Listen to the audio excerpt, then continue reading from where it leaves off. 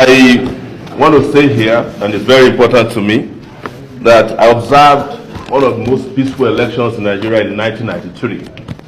And we allowed that election to stand. We will not be signing a peace agreement today. Because that you are signing a peace agreement in Nigeria shows that elections have become war in Nigeria.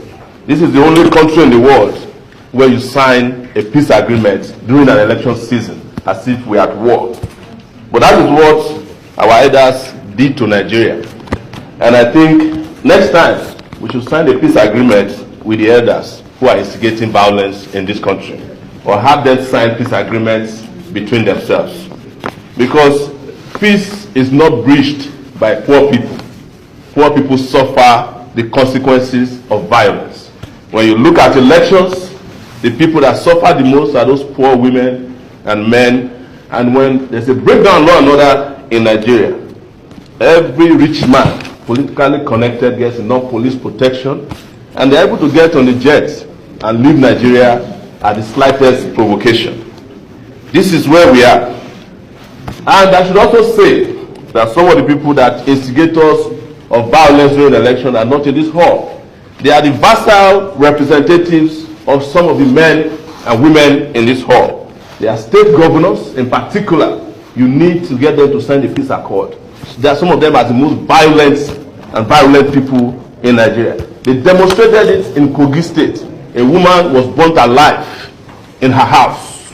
Until today, the killers of those women, or that woman, have not been fished out in Nigeria. In Kano, there is someone campaigning that if they don't win the election, they will kill everybody in Kano. In Borno State, it's the same thing. You go to Lagos, where the APC holds sway, you cannot paste a poster if it's not Bola Ahmed Asiwaju's poster in Lagos. I just came back from Lagos.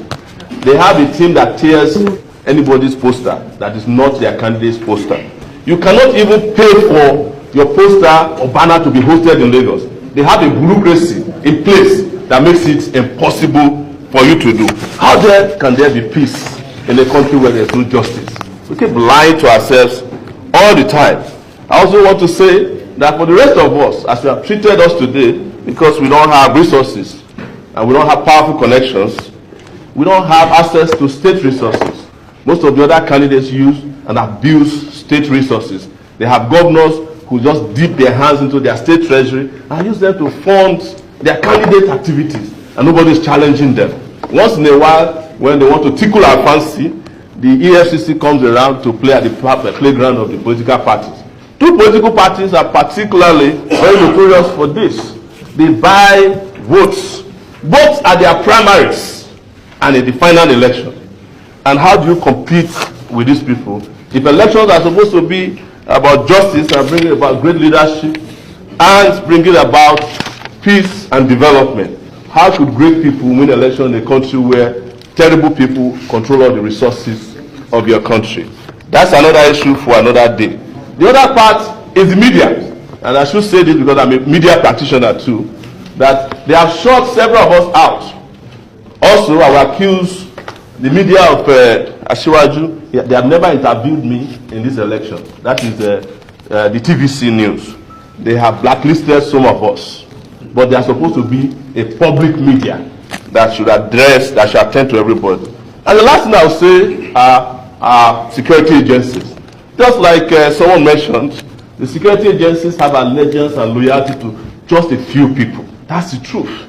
I was almost run out of the road in Ibadan just yesterday because Atiku was in Ibadan to campaign. I was also there to campaign, but I had one car. Atiku had over 40. And I had no police. Atiku had over 500 policemen attached to him. I sent a letter to the police today to provide me police protection. I'm going to Benue tomorrow. They said I should drop the thing on Monday. How do I get police on Monday when I'm going to Benue tomorrow? I submitted to my friend who represented the IG. I will just say finally that nobody should lose hope in this hall, especially those of us who are the receiving end of the injustices in this country. One day, the table will turn. Thank you very much. I'm the presidential candidate of the African Action Congress, AAC. We are calling on all our supporters who are lovers of justice to maintain peace also throughout the conduct of the 2023 national presidential elections on February 25th, 2023. Thank you. I am Omoyele Sowore. I dare to be different. I will not let you down. Sowore for president.